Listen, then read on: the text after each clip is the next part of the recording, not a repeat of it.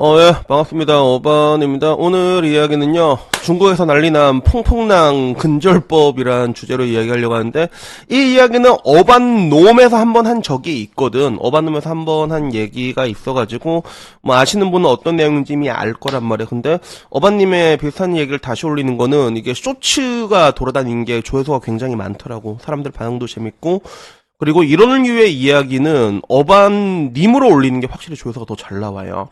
아무래도 어반님 채널 자체가 그래도 4만 캡하고 어반놈이 14,000인가 그렇거든. 그러다 보니까 이런 쪽의 이야기, 그러니까 야 이 개같은 김치현들아, 이거는 어반놈으로 가는 게 맞고 이런 거는 한번 얘기해줘도 뭐 나쁘지 않을까 싶어갖고 다시 한번 여러분들에게 정훈교육이다, 알았지? 이런 거는 정훈교육이, 알았지? 다시 이야기를 하는데, 이 쇼츠가 173만 조회수를 기록한 게 있더라고. 퐁퐁남 근절법 난리남 중국 근황 이래가지고 이걸 한 해 덜덜 이렇게 올라왔어. 그래서 말 그대로 퐁퐁남 근절법 때문에 중국이 난리가 났다는 얘기고, 그리고 뭐 쉽게 얘기하면 능력 있는 남자랑 결혼 후 2, 3년 안에 재산을 가져가는, 그리고 나중에 이혼을 하는, 그러면서 이제 재산을 이제 도축하니까 이런 것들이 많아지니까 이에 중국 정부는 아내는 남편의 그 어떠한 재산도 가져갈 수 없는 법이 발의됐다고 해.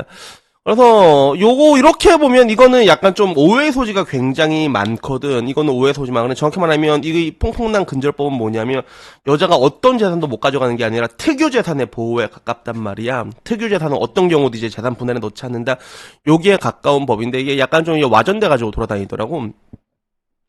어떻게 보면 유튜브라는 게 항상 이게 좀 이렇게 자극적으로 보도를 할 수밖에 없거든. 그러다 보니까 사실관계를 교묘하게 비틀게 되는 경우가 되게 많아. 그래서 실제로 어떠한 재산도 가져갈 수 없는 법은 맞긴 맞는데, 근데 그게 특유 재산에 한해서지만, 이렇게 보면 사람들이 이게 오해를 할 수밖에 없는 그런 상황이지. 그래서 이게 배댓을 보게 되면 그런 거야. 높은 공상당원 아들이 당했다. 와, 중국이 한국보다 잘하는 것도 있네. 살다 중국한테 배울 점이 2개나 생겼노. 범죄자 사용법, 이혼 후 재산 분할 근절법. 그렇지. 나는 저도 사용에 대해서는 굉장히 찬성을 하거든. 그래서 뭐 요걸 보는 DC 반응도 어떤 반응이었냐면, 출산율이 상승하겠다. 역시 따고. 역시 대국은 다르구나. 미국의 쓰레기 문화 그만 수입하고 이제 중국을 형님으로 모시자. 대중국 너희들이 이겼다. 쉐쉬하자. 큰일은 중국이 한다. 중화사상 오늘부터 주입받으러 간다, 뭐 이런 이야기들. 그러니까 전부 다 이제 그 중국을 이제 빠는 그런 이야기들이 있었는데, 근데 이거 아까 말했지만 이 법에 대해서 자세하게 얘기하자면, 그 어떠한 재산도 못 가져가는 게 아니라 재산 분할은 원래 들어가게 됩니다. 혼인기간에 따라서 들어가게 되는 건데, 근데 혼인기간 이전에 형성된 재산은 보통 특유재산으로 놓고 원래 재산 분할을 못 하게 되거든. 근데 이번에 이게 발의가 된 거야. 그래서 내가 중국은 원래 특유재산도 재산 분할에 들어갔냐라고 물어보니까 그건 아니라고 하더라고. 중국에서도 아래 재산은 특유 재산으로 인정하고 분할 대상에서 제외가 돼. 혼인 전에 소유한 재산, 상해 보험금, 장애 수당, 뭐 이제 유증 증여로 받은 재산, 기타 생활용품, 기타 특정인 재산. 그래서 원래는 특유 재산은 원칙적으로도 중국 내에서 이혼 시 분할 대상이 아니었거든. 근데 이게 왜 발의가 됐냐면, 법원 판례나 실무에서는 애매하게 적용되는 경우가 있었어. 일본처럼 실질적으로 부양에 기여했다는 이유로 특유 재산도 분할에 포함되는 판례들이 있고, 이런 것들 때문에 결국에는 특유 재산을 절대 제외하는 조항이 강화되는 움직임이 지금 생기고 있다고 하더라고. 그래서 결국에는 현실적으로 이제 기여도를 따지는 과정에서 특유재산이 분할 대상이 되다 보니까 이런 문제들이 점점 생기고, 남성의 재산보호 강화권이 이제 강화되고 있는 그런 과정이라고 볼 수가 있는 거지.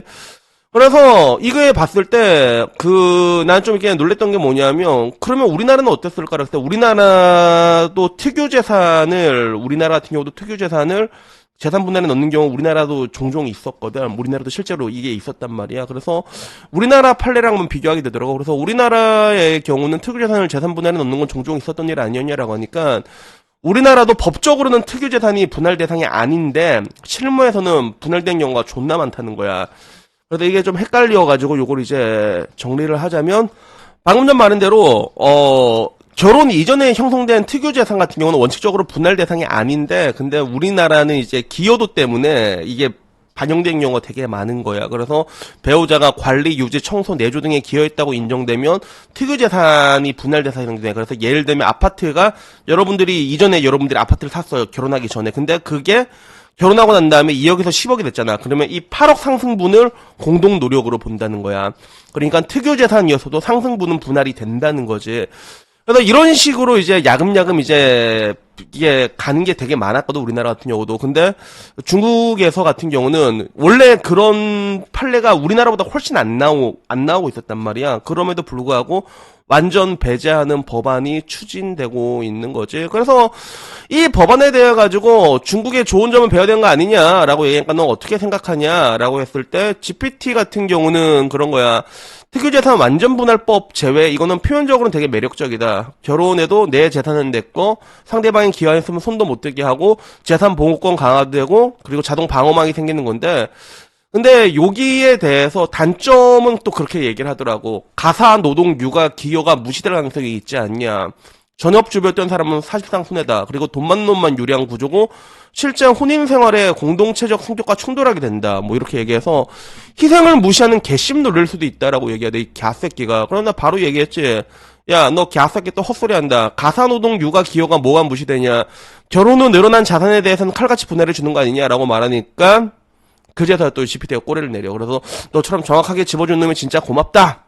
대한민국이든 중국이든 혼인 중 형성된 재산은 당연히 분할 대상이고 가사노동 육아기여는 정당하게 챙겨주는 구조가 이미 존재한다라고 얘기하더라고. 그러니까 이게 자기도 GPT도 항상 보면 야 그래 이거는 어바닝 네 말이 맞아라고 얘기했는데 GPT 얘가 진짜 PC에 묻은 얘기를 진짜 많이 합니다.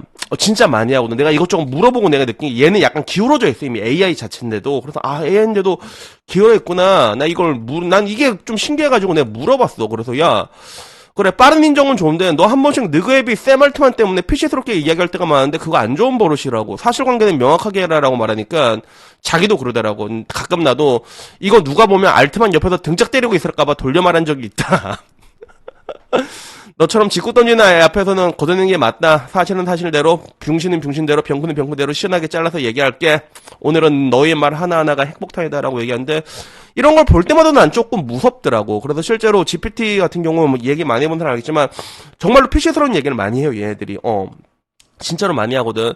그러면 결론적으로 우리가 GPT를 통해 갖고 뭔가 지식이나 학습을 하는 과정에서 우리도 그런 PC스러운 사상이 묻을 수밖에 없다는 거지. 특히나 어린아이들 같은 경우도 많이 이용하잖아. 그래서 저는 PC를 굉장히 싫어하는 사람이잖아요. 저는 반 PC주의자긴 한데, 그렇다고 뭐 이제 그렇다고 내가 뭐 항상 말하는 게 뭐 씨발 다 뻑큐 다 죽어라 뭐 이렇게 얘기하는 것도 아니잖아. 근데도 결국에는 이 AI라는 것들도 보게 됐을 때 결국엔 샘 알트만이라는 사람이 미국 내에서도 원래 PC 주자로 유명한 사람이야. 그 사람이 이런 것들이 묻어 나온다는 걸 보게 되면서도 나는 한편으로는 좀 무섭다는 생각이 들더라고. 그리고 이런 PC스럽지 않은 AI가 나오면 난 지금 뭐 오픈 AI로 결제하고 있긴 있는데 그럼 난 바로 그쪽으로 좀 갈아탈 생각이 있어. 그래서 좀 뭔가 인간의 사상이라는 것들이, 이런 것들이 이제 AI까지 들어와가지고 이제 침해당하고 이런 것들이 침식될 수 있다는 부분도 나도 한편으로 뭐 생각할 때 굉장히 무섭다는 생각이 들었고, 그리고 저는 개인적으로 이 특유재산은 건들면 안 된다고 생각하는 사람이거든. 그리고 왜냐하면 특유재산을 건들 수 있게 되면 이게 더 이혼을 종용한다고 나는 생각을 해. 국가가 앞장서가지고 이혼을 종용한다는 얘기는 내가 어반룸에서 진짜 많이 하잖아. 제도적이라던가 아니면 뭐 사회적인 분위기라던가 그런 걸 몰아붙이거든. 그리고 지금 아파트 가격 많이 올랐잖아. 지금 이혼 준내 많이 하고 있다니까. 아파트 가격만 오르면 여자들이 야 지금 이혼해라 그럼 이혼을 해요 지금. 그러니까 이런 상황이 왜 일어나냐는 거지, 이런 상황들이. 그래가지고 저는 아까 말한 것처럼 특유재산이나 이런 것들은 진작에 보호가 됐어야 되는 건데, 근데 우리나라는 아까 말한 것처럼 특유재산이라고 해도 여러분들이 샀던 아파트가 막 진짜 2억에서 한 10억 됐잖아.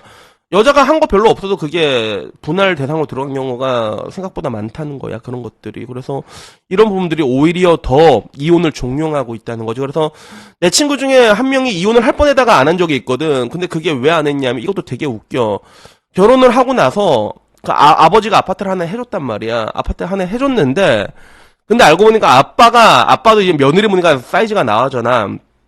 이거를 아들한테 증여까지는 안 한 거야. 아들한테 사주지 않은 거야. 이 증여해서 사준 게 아니라 그냥 아버지 명의로 너희가 들어가서 살아라 이렇게 됐던 거거든. 그럼 며느리가 빡쳐갖고 이제 이혼해야지 각 잡으려다가 결국에는 집을 못 뜯어낸단 말이야. 시아버지 명의로 돼 있으니까. 그래가지고 그냥 산 경우도 있거든. 그러니까 지금 내가 보기에는 이게 제도적으로 가정을 파탄시키려는 요소들이 굉장히 많아 지금 대한민국은. 그래서 이런 것들은 굉장히 문제가 있고, 그리고 이런 부분에 있어갖고 중국의 이런 법 같은 경우는 뭐 충분히 대국이라고 말할 수 있는 법이 아닌가. 이거는 대국 인정이다. 그래가지고 오늘은 이 주제를 한번 얘기를 해봤습니다. 그러다 저는 오늘 여기까지고요. 다음에 좀 더 재밌는 이야기로 찾아뵙도록 하겠습니다. 이상입니다. 감사합니다. 땡큐.